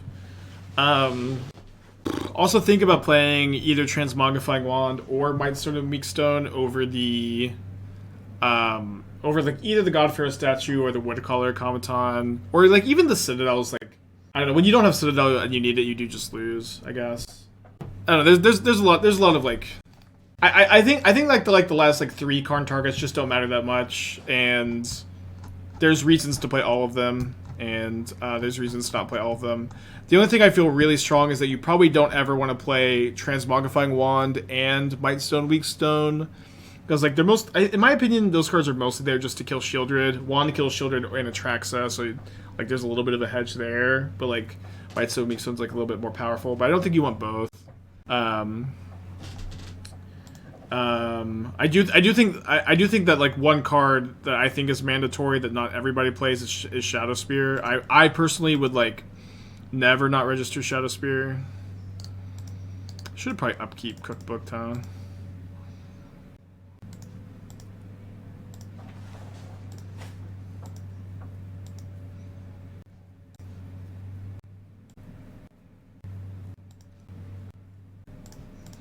So let's try to get them to sack their Mistcaller. Don't think that... I mean, because I found the Saga, I don't think me playing Written in 6 is that important. I thought you didn't like the Wand. Yeah, I don't like the Wand. I'm pretty sure I just said that. That's what I meant to say. Like, I mean, Wand is fine. It's like if I had a 17-card sideboard, I'd be playing Wand. You know what I mean? Okay, so... now, I think I attack with my Construct, and then plan to... use Asmo, pay for ward. Maybe it's still better to custom mod. Yeah, no, I guess I'm missing a point of damage, but I think it's better to custom mod. It's like way more mana efficient. That try Invasion of Ikora in this list. Not in this list. I think I would never play it in this list. I think you're already so clogged in 2 drops, and Invasion of Ikora is really mid.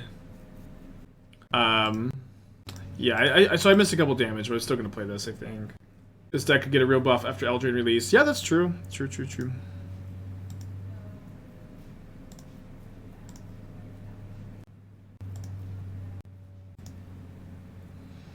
Any matchup with green you felt was unwinnable? I mean, Spirits and, like, Mono-White Humans are both really bad matchups. Spirits was more popular at... oh, gross.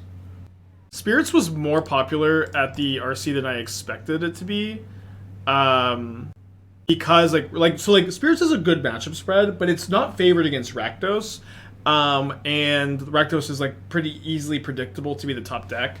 So there still wasn't a lot of Spirits, but there was a little bit more than I expected there to be, if that makes sense. Wait, what is this attack? Guess they drew a Lord. Let's not play around it. Let's just if there was an Island Walk the World, they would have already vialed it in. So there's another X-Catch. Okay, we'll lose to this. Smo, 7 months, thank you. Yeah, besides that, like, there's, like you know, weirdly enough, like, the matchup you want to see least with green, I kind of feel like is... okay, it is Spirits or Humans, but the Mirror is, like, pretty miserable to play. I've not seen a Hercules Recall in a long time. Gonna breed Modern Vampires for the PT. We did play some... I think the new... Vampires is honestly, like, one really good Vampire away from being, like, an okay deck. Yeah, the new Convoke Vampire is like pretty good.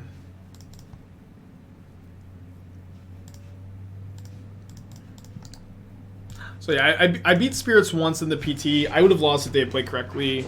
And I also would have lost the Spirits had they not punted in my LCQ, so... That is a good strategy for the Spirits matchup, is hope your opponent punts. Car Needle Shacklegeist. Yeah, I agree that Needling Shacklegeist was like a really important dynamic in that matchup.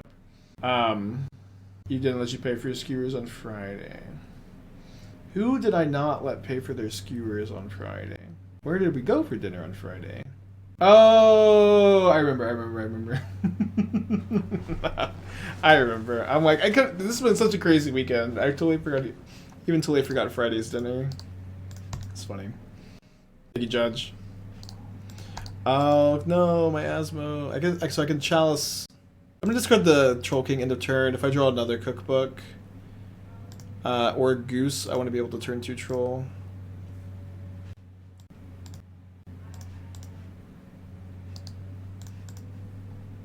How does creativity beat mono green? Do you just cyborg coma? I mean, Worm Xenagos is pretty good against them. I mean, I don't know. If you're blue red, you can play like a lot of the 2-mana counter magic, but obviously like you lose equity in other matchups. But that's also like, you know, if your plan is to try to beat that matchup, then that is what you can do.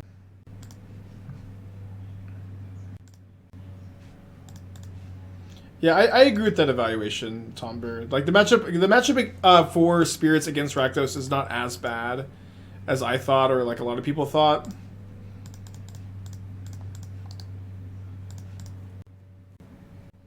I think a lot of Spirits players realized that and then chose a really good choice in playing Spirits. Does it make sense testing this pre-Sam Withering stuff? It does, yeah, because this build specifically, I think it still has some potential, and I want to like get some more reps in with it before testing the combo version, if that makes sense. So I guess they're gonna Vial in Dismember.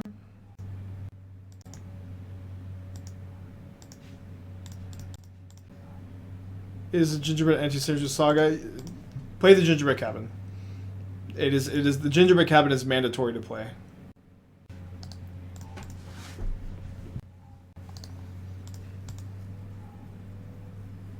Thank you, Chan. Who am I teaming with? I called your mom and she's not available, but I've been talking to some other people too. Oh, damn it.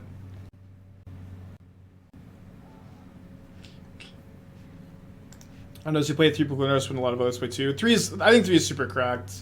Like, Plukernos isn't like always is often not bad to draw multiples, since you can flip one, play another, flip both, legend rule them. Yeah, often not bad to draw the second copy, and is like in a lot of matchups like Spirits and Boros, mono red, you really want turn 2 Polukranos, and so it's much harder to do that with only 2 copies. I think I really liked having 3 Polukranos. The card was really good for me. There's some matchups where you like trim 1, but I liked it a lot. Are we 2-0? No, we're 2-0, but not the best league. Not even really sure how we get out of this situation. I mean, I guess it's not... Yeah, we can go attack with Steel Seeker, bring back our Troll, equip the Shadow Spear, hope for the best.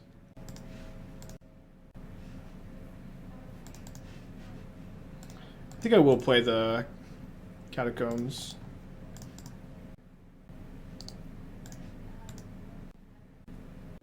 So you helped designing this other P2-bit. I'm no tinfoil hat wearer, but I am a tinfoil hat wearer.